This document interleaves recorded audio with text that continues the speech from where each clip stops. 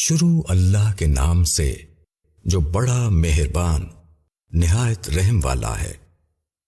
اے پیغمبر، جب تم لوگ عورتوں کو طلاق دو تو ان کی عدت پر طلاق دو اور عدت کو گنتے رہو اور اللہ سے ڈرو جو تمہارا رب ہے۔ ان عورتوں کو ان کے گھروں سے نہ نکالو اور نہ وہ خود نکلیں، الا یہ کہ وہ کوئی کھلی ہوئی بے حیائی کریں، اور یہ اللہ کی حدیں ہیں، اور جو شخص اللہ کی حدوں سے تجاوز کرے گا تو اس نے اپنے اوپر ظلم کیا۔ تم نہیں جانتے شاید اللہ اس طلاق کے بعد کوئی نئی صورت پیدا کر دے۔ پھر جب وہ اپنی مدت کو پہنچ جائیں تو ان کو یا تو معروف کے مطابق رکھ لو یا معروف کے مطابق ان کو چھوڑ دو، اور اپنے میں سے 2 معتبر گواہ بنا لو، اور ٹھیک ٹھیک اللہ کے لیے گواہی دو۔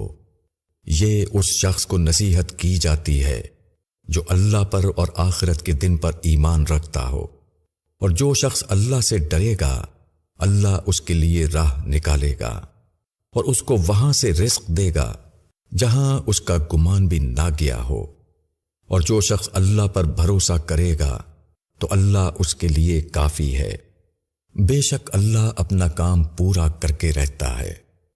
اللہ نے ہر چیز کے لیے ایک اندازہ ٹھہرا رکھا ہے، اور تمہاری عورتوں میں سے جو حیض سے مایوس ہو چکی ہیں، اگر تم کو شبہ ہو تو ان کی عدت 3 مہینے ہے، اور اسی طرح ان کی بھی عدت جن کو حیض نہیں آیا، اور حاملہ عورتوں کی عدت اس حمل کا پیدا ہو جانا ہے۔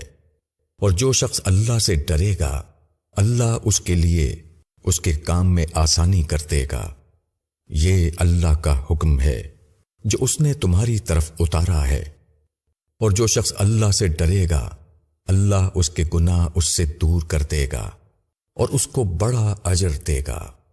تم ان عورتوں کو اپنی وسعت کے مطابق رہنے کا مکان دو جہاں تم رہتے ہو، اور ان کو تنگ کرنے کے لیے انہیں تکلیف نہ پہنچاؤ، اور اگر وہ حمل والیاں ہوں تو ان پر خرچ کرو یہاں تک کہ ان کا وضع حمل ہو جائے۔ پھر اگر وہ تمہارے لیے دودھ پلائیں تو ان کی اجرت انہیں دو، اور تم آپس میں ایک دوسرے کو نیکی سکھاؤ، اور اگر تم آپس میں ضد کرو تو کوئی اور عورت دودھ پلائے گی۔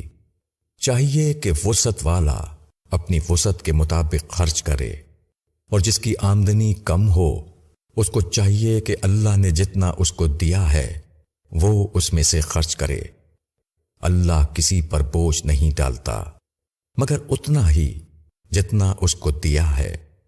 اللہ سختی کے بعد جلد ہی آسانی پیدا کر دے گا۔